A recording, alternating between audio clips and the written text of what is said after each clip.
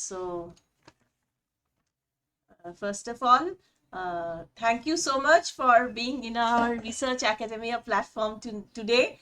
And I would like to introduce today our guest, Dr. Jepen Oberoi. He is an epigraphist and numismatist at the same time. He's currently affiliated to Asian Development Research Institute. Formerly, he was a coordinator of the history course and a convener of the history and societal transformation course, and is member of the examination committee and member of the course equivalent committee at Thapar University. His teaching experience of more than 7 years, out of which 4 years have been spent at the Thapar School of Liberal Arts and Social Sciences at Patiala, taking also the postgraduate classes at the university level. He is a very distinguished research scholar with a publication of 3 books, 2 international and 1 national, and also more than a dozen of research papers published in national international journals of UGC recognized journals of international repute. Without further delay, I would like to introduce Dr. Japan. Please carry on, Dr. Japan, with your intriguing research in your area. Can you talk about something about epigraphy for the audience who do not have so much of clarity on this area? Then we can talk about numismatics too. Yeah, sure. So, hi, Dr. Malika, and thank you for such a comprehensive introduction. And it's great to finally meet you, albeit virtually. And I'm looking forward to this conversation of ours. So, as you mentioned, I am primarily an epigraphist and numismatist. So, epigraphy is basically the study of inscriptions. And as we know, as far as ancient Indian history is concerned, more than 80% of what we know about the ancient past, it's coming from inscriptions. So that is why, as far as the quantity of information is concerned, the inscriptions they rank first amongst all other sources. So if we have to reconstruct a sequential narrative of the past, inscriptions is primarily our go-to source. That is where we start the reconstruction from the process from. And as far as concerned, like lately, I have been studying the origin of Brahmi. Obviously, it's a debate that has already been a part of academic discourse in the last 2 centuries. So, as far as this particular script, Brahmi, is concerned, like today we know the eighth schedule in the Constitution of India, it recognizes 22 official languages. And obviously, there are 22 scripts, 22 writing systems that are deployed to write these official languages. 18 out of these 22 scripts, the parent script is Brahmi. So that is why we have to understand these modern scripts, their orthographical vulgarities, the idiosyncrasies of these scripts. We have to go towards Brahmi. And where does this Brahmi come from? How far this antiquity of writing in India can be traced from? That is what I am currently focusing on right now. So, as far as the origin of Brahmi is concerned, there are 2 groups of scholars. There are 2 different theories. One group talks about the foreign origin of Brahmi, that there was some pre-existing script, a Semitic script, a Phoenician script, a Greek script, or maybe Egyptian hieroglyphic script from where Brahmi was derived from. It's an idea that has come from outside. And then there is another group which talks about the indigenous origin of Brahmi, that Brahmi was an Indian invention. Maybe it was invented during the time of Ashok when he wanted to get his edicts engraved, or maybe it predates Ashok. Maybe it was used during the Vedic time, or as we know that script was already in existence during the Harappan time. So maybe it is. So where does this original point of Brahmi can be placed with at least some form of certainty? That is what currently I am focusing. Right. And what inspired you to take epigraphy as your area of research? There are. So I guess mostly it has something to do with the fact that I've always been a stubborn person. It was just this. So basically, my earlier undergrad days were full of confusion, and I was always baffled world in my class. The history that we are taught, when you go back to these secondary sources, when you are reading different scholars, obviously there will be different interpretations, there will be different theories that are. At the end of the day, what I was discovering was that obviously there is no consensus when debates are concerned, and important points in history are concerned, like origin of Brahmin is one point. There is good chronology and genealogical table, that is, and there will be divergence of opinion as far as edicts of Ashoka are concerned. So at the end of the day, that is where this question came from. That then what is it that exactly happened? Which scholar to follow? Which is the correct theory? How do I understand what happened in the past? And that is where then I picked up epigraphy, because if you have to understand, if you have to understand the the purest way of understanding history, you have to go back to primary literature. Obviously, because all these scholars, whatever they are writing on the basis of primary sources. So it's better to go back to the source itself. That is why, like, if there was this question that was coming up in my mind, that so if we have to understand a show, obviously much has been written on it. There are numerous prolific scholars who have published their works. There is this divergence of opinion, and at the end of the day, a student will find himself or herself confused at which path to actually take. And then you go back to the translations of the edicts, because if you have to understand the sources. But now the problem is with the edicts that even translations are varying. When Hulse is writing in Corpus Inscriptionum Indicarum, his translation is a little bit different from an R.D. Basa, and his translation will be different from P.C. Sarkar. And then which translation to follow? So then the only thing that you can do is go back to the edicts themselves.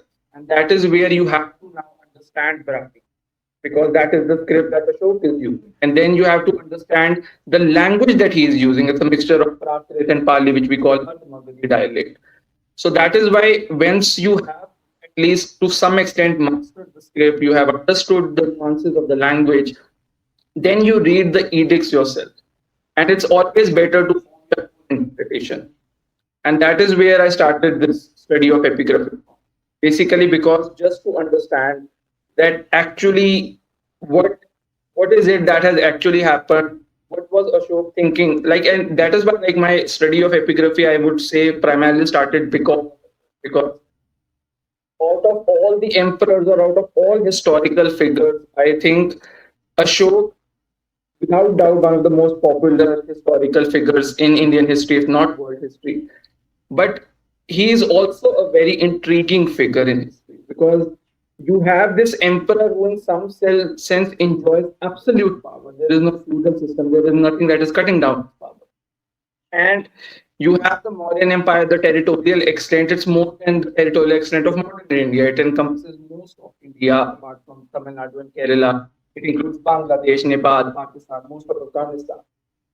So my question was that what is it that this emperor was thinking? What is it that it was what was going on in his mind? Because understanding the man beneath the crown is very important. Not just his the way he was visualizing power, or the administration, or the way he was looking at things is feeling. What is it that created his own formulation of his renunciation of what is it that was at that time influenced? And the reason why Ashokan edicts are very important, because they are that source of history. It's not being penned down by a court poet or an other official or some common man. It contains the words of the emperor himself. It's Ashok talking to us. And that is why if we go through these edicts, in some sense, it's like having a conversation with the emperor himself.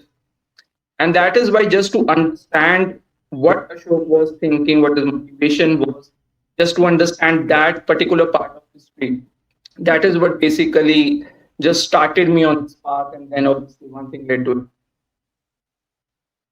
Okay, that's great. And could you tell us about a particular period in which struck your mind regarding the coins? How far coin or the numismatics is more important, and which area, which period of ancient history coins attracted you, and why? yeah, yeah, sure. So As far as coins are concerned, like when I talk about the quantity of information, I have placed inscriptions first. And when we talk about the quality of information, that is where coins become extreme. Mm.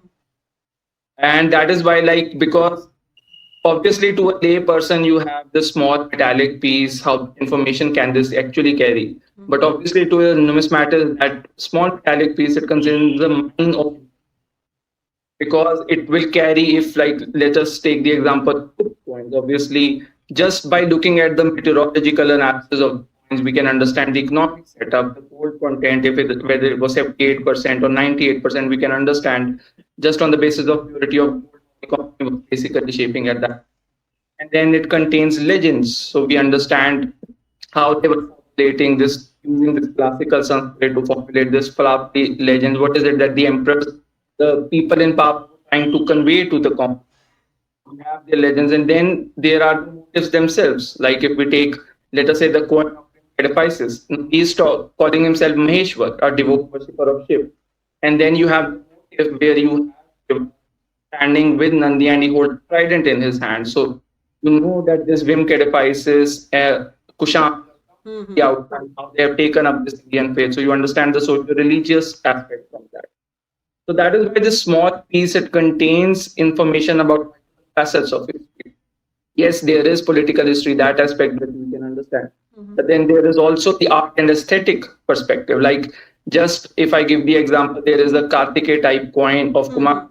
To my mind, is the most beautiful coin that has ever been written.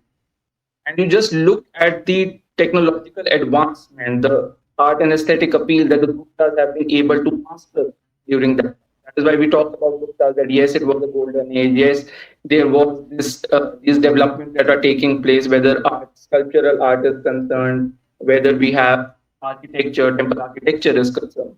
But I guess the pinnacle of group art, if we have to see, it's the coins itself, the way these legends, these metrical legends are coming up, the way these they are shaping up these motives, detail, attention is being paid to every little thing. So that is why, like, if we have to, and especially as far as now quality of information is concerned, yes, there is one handicap we have as far as inscriptions are concerned, because obviously, if they are precious, if they are written in the praise of the king, they will contain exaggeration. So there, the historian has to be very careful, very diligent in separating fact from these. On the other hand, and as far as coins are concerned, obviously they are meant to be circulated around the empire, maybe outside it. So whatever information they have, more or less, that is empirical evidence. That is why the reason why I say numismatics in some sense is very important, deserves to be studied, deserves to be understood, is because through it, historians can come close to what we can call as empirical evidence, because most of history is subjective, open to interpretation. It is part of humanities now. And that is why, but when we have a coin, if the coin, gold coin is saying Maharaj Shri Samut, without a doubt, you can say, yes, he is an emperor. He is using the title of.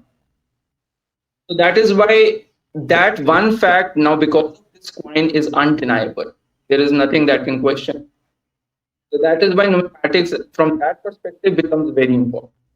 Not just as a corroborative source to the information we already have. Yes, that aspect is also there, but in itself also it contains information that more or less becomes beyond. And since you asked like which period of history, Yeah. so it is the good period as a, because the reason for that is, so the Guptas, they are using different metals to mint coins. So obviously it's a robust economy, especially when we are talking about in the group second or Margup's time. There are coins in gold, there are coins in silver, there is copper, there is lead. So you understand all these things, how the economy is playing, how these coins are playing within the economic market at that time. And then you have beautiful Sanskrit legends that appear as just not just a student but a fan of the Sanskrit language, the way meters are constructed in it, whether it's the Upagiti meter, different meters are used. So just the beauty, like just as an example, I remember when I was starting out in mathematics, just this beautiful Sanskrit meter, it just hits your ear in a different way. Like the Kaf point, Kacho Brahmavijitya Divam Karam Virutam Ajayati, because rhymes in Sanskrit is very different from rhyming in English. You have to make the last word like sound. They have a similar sound. But Sanskrit, the way a rhyme is constructed or a meter is constructed, just rules of so just the beauty of the legends, the way they are looking at motifs like a Kumar period, you will have an Atiga type coin, you will have king holding a sword, king on horseback, or there is king on elephant, all those different weapons that he was using, the way the kings are protecting themselves to the masses, all those different things like that is why the amount of information that we get from these coins, not just the gold coins, even the silver coins, which were shaped after the Western Kshatriya coins. And then we have the lead coins, which are also carrying like skand coins that carry dates. So Mm-hmm. just this amount of information that we can gather from these coins, and while you can appreciate the information that can be gleaned, you can also appreciate this artifact itself just from the aesthetic appeal. So it basically, in some sense, it stimulates, both in some sense your heart and your mind. That is why these Gupt coins, especially this particular period of history in itself, is so fascinating. But especially their coins, they just stand out from the other numismatic evidence that is available. Okay. Thank you so much for your so detailed analysis. And let us talk about your books, your recent publication. That's very fascinating. Uh, and your the book on the Comet of the Hour and the recent one, yes, on the Skandagupta. Yeah. So, and again, what led you to write particularly about Skandagupta? Because in the Gupta period, we find so many other kings, so many other prospects who are very distinguished. So, what made you particularly to focus on Skandagupta? Yeah, so that's a very interesting question. I have to go back to my postgraduate days. So uh, we had this paper on epigraphy, and we were dealing with different inscriptions of the Gupta period, the post-Gupta period, and this fascination, I guess, started with his Bhitri inscription because Okay. uh, what really stood out at that time is, as you mentioned, like when we talk about this Gupta period, if we talk about Chandragupta, the first emperor of the Gupta dynasty, then you have Samudragupta. During his So, time, the Gupta influence is extending to all nook and cranny of Indian subcontinent. A great conqueror, his coins, Samarsat, Vitat, Vijay, Tripura, Jayati, victor of 100 battles. So must have been a great yes, conqueror. Then you have Chandragupta second, yes, Vikramaditya. And again, not just I would say a king or an emperor, but even becomes a pope. This Vikramaditya tradition is going on after him. Is called Shakari, eliminates the Scythians. And you have all these conquerors. You have Kumar Gupta first. You have others. But what I really found interesting, or at least what caught my eye during my postgraduate days, was when you go through the P3 inscription. Again, very problematic, very controversial, broken at some key places. Still, I would say there is a lack of consensus as far as translation, again, and interpretation of the inscription is concerned. One particular term, because where Skandagupta is introduced in the inscription, so they give the genealogical table, they talk about the ancestors of Skandagupta. Where Skandagupta is introduced, they use this phrase, Gupta Vanshya Ekavira, the most eminent hero of Gupta. Now, this phrase in itself, it just caught my eye because if you have all these heroes from Samudragupta to Chandragupta II, all these important political figures of the time, till the court where the official has reserved the highest praise, calling him the most eminent hero of the dynasty. So obviously there must have been something special. yeah, Yes, there is that interpretation also that maybe they are trying to legitimize his power. There, maybe we are there are things that have to be read into it. But either way, this phrase itself, why is it used? What was the reason behind using it? Is it justified or is it again mere exaggeration? mm, That is where this at least fascination with this particular thing started from. And my first research paper that I published was the P3 pillar inscription, and reading between the lines is basically to understand the inscription because it talks about his, in some sense, his earlier years, his ascension to the throne, and basically this period from 445 to 455 AD, it is one of the most, if not the most controversial period of book history because so much is happening. It's such an eventful decade. And there are so many debates because there is question of legitimacy, whether there is a hypothesis he was a Shudra Putra, he was son of a concubine, he was a bastard son of Kumar Gupta first. And then there is the other side which will hail him as a hero. He has defeated the foreigners, the Huns, he has saved the empire. So in some sense, Kandagupta, even from a historical perspective, even for the historians, a very polarizing figure. And again, because all these interpretations they are stemming up from this P3 inscription itself. And that is why I started deciphering this inscription, translating it on my own. That what is it that I understand from it? What is the information that I can absorb? And basically, then you understand that most of the narrative that is being floated around during these recent decades, it's all based on faulty translations, it's all based on faulty interpretations.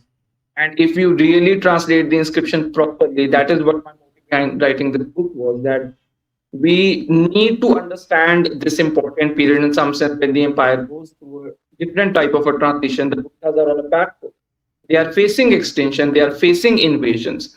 This power, which has in some sense consolidated itself, it is the most important power in India at that time.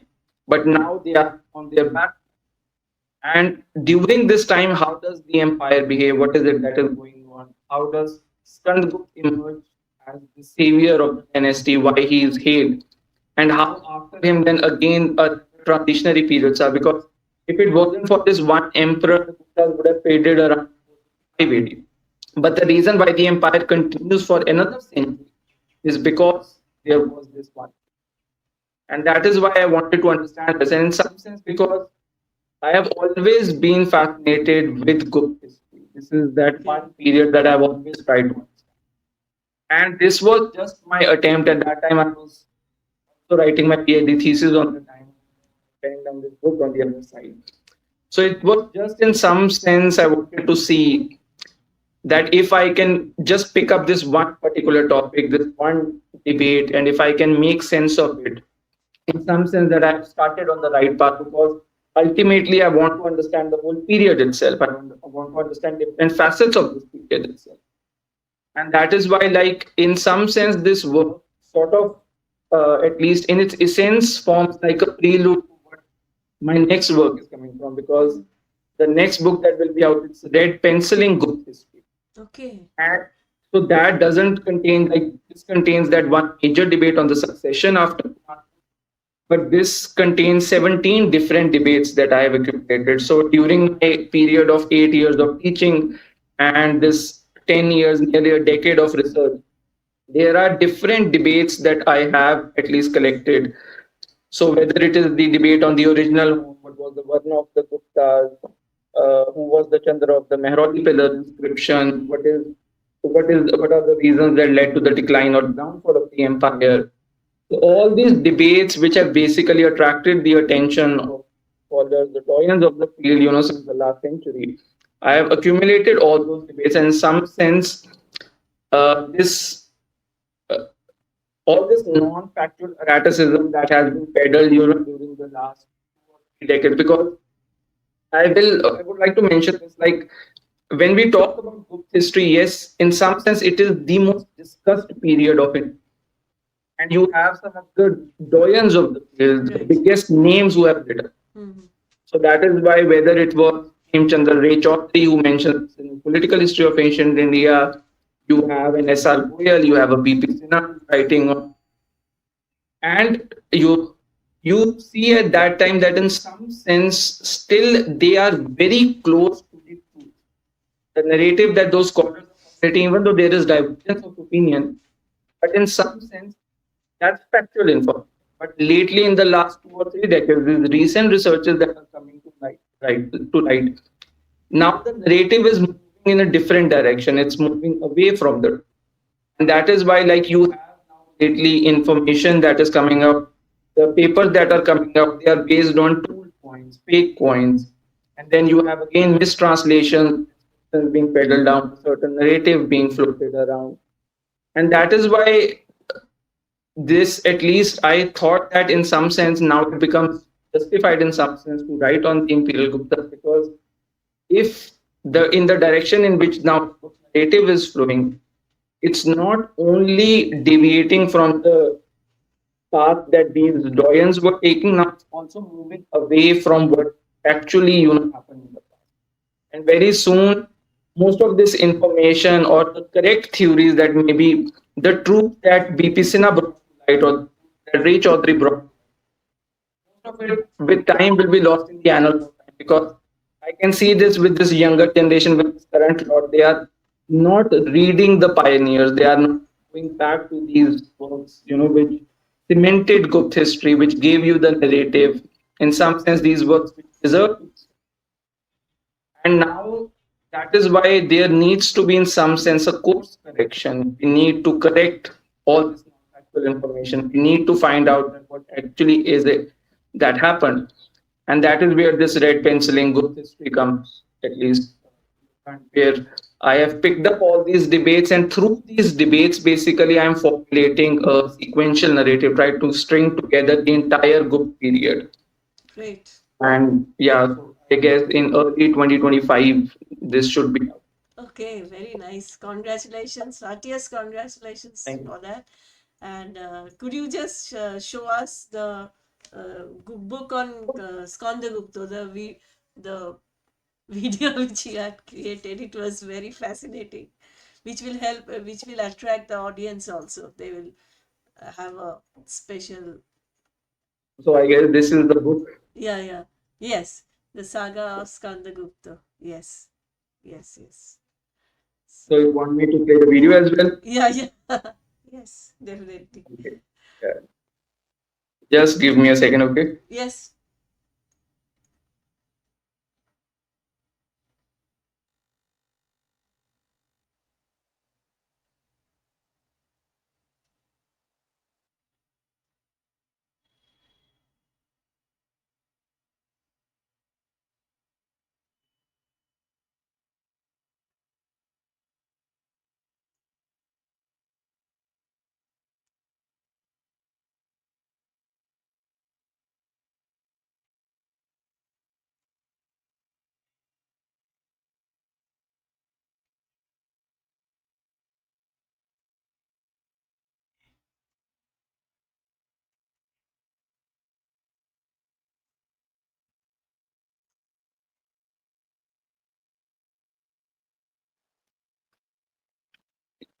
I've shared my screen. Can you see my screen? Yes, I can. Okay, sir. Yes. Just give the sound, yeah. Sound.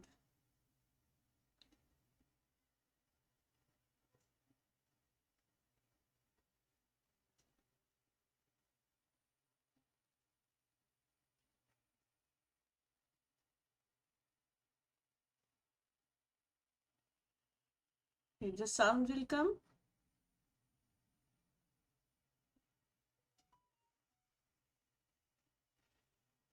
So you were saying something?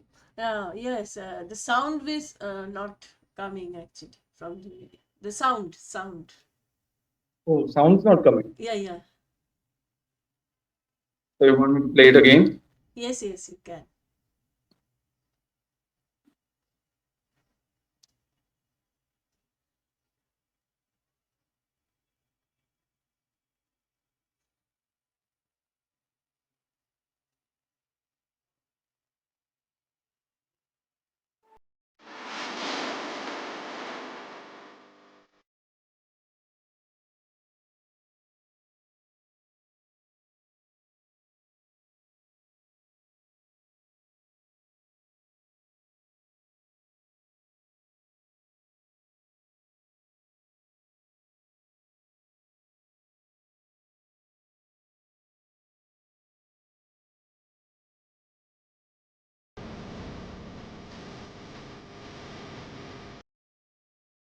Great.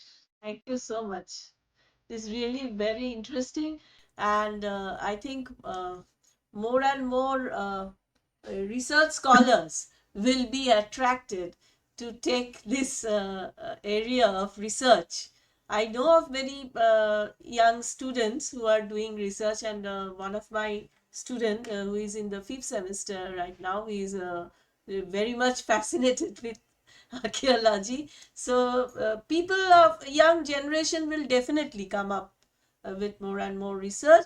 And one last thing to say, that what advice you will give to the young research scholars who are coming up, who will come up in future with your area of research in the. Okay. So I guess I'll share what, Yeah, in some sense, the process that I went through, because in some sense, I guess for any researcher across various disciplines, what you need to understand is that you have to go through this whole journey, and it starts with this one thing where you have to be cognizant of what makes you curious. Because at the end of the day, we as sentient human beings, all that we are trying to do is basically we are trying to make sense of our surroundings, our cultural milieu, what happens around us. And it's just that as humans, we are intrinsically curious. We have questions, we have doubts, there are things that fascinate us.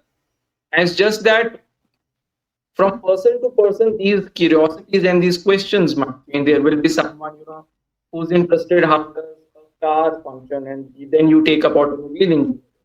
Or there might be someone who wants to understand where the universe comes from. They take theoretical physics, and or it was someone like me.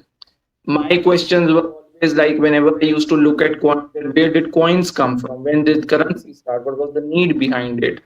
Or when I was writing Devanagari, I was writing these using these different scripts. That where does script itself come? What was yeah, the need for script? So that is why you need to understand that what is it that stimulates your curiosity in the first place? What is it that you are trying to make sense of?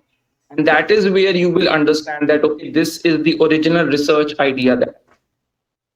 And once you have at least been aware, you are aware that, okay, this is what I find intellectually stimulating, and once you have picked it up, then it's important first you go to the primary literature itself. And you need to again understand that there is some technical training that will be required. So that is why, let us say, if I give the example that I want to work on Bhutan history.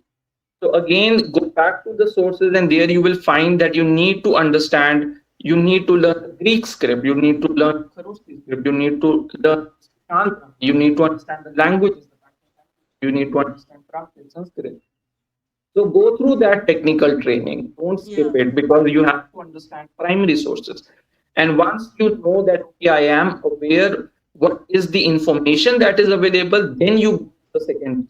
And again, read anything and everything. Today I see these research scholars, they are bogged down by these labels.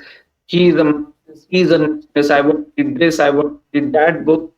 No, go through everything. If it's written by a historian, it deserves to be studied, it deserves to be understood. That is how you understand different lines of thought. You understand technical jargon. You understand how different scholars are viewing this information, how they make sense of this information.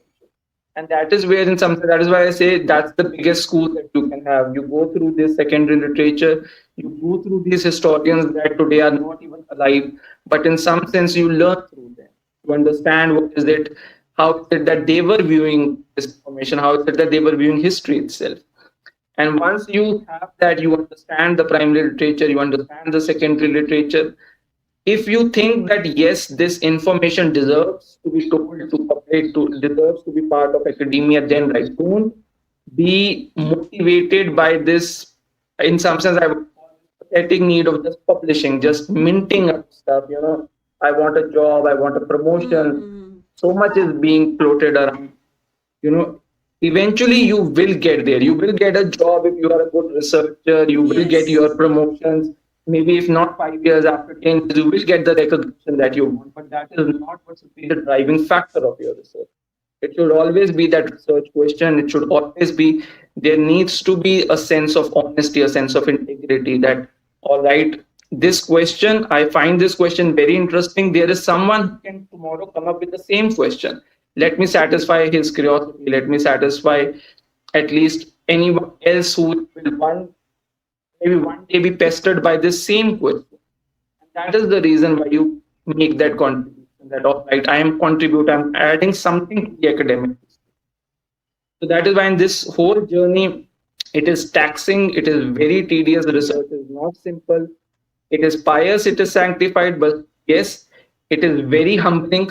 It is, it will take you to your limits and maybe make you go beyond them, but you have to stick through it. You have to Yes. understand that I see so many people giving up eventually, taking different paths, or maybe understanding that maybe I have worked on this. Maybe sometimes there are those research questions, you work on something for an year and then you are able to prove this hypothesis, or maybe someone has written on it, and then you brush it aside that I've wasted my year. No, you have attained knowledge, you have attained information, nothing is wasted. That Hmm. information might be useful in some other area. So that is why you just have to stick with it, just power through it. Eventually, as you become more and more mature, as you become better as a scholar, as you attain information, if you have been honest with your research, if you are doing service to the discipline, eventually everything will come. So just stick with it. Thank you so much. Thank you very much. And carry my all best wishes to you to carry out more and more research and stay safe and healthy. Okay. Thank you. It was lovely talking to you. Thank you. Yeah, it's me too. Thank you so much. Okay. Yeah. Yeah. Bye. Take care. Bye. Okay. Yeah. Okay, take care. Bye.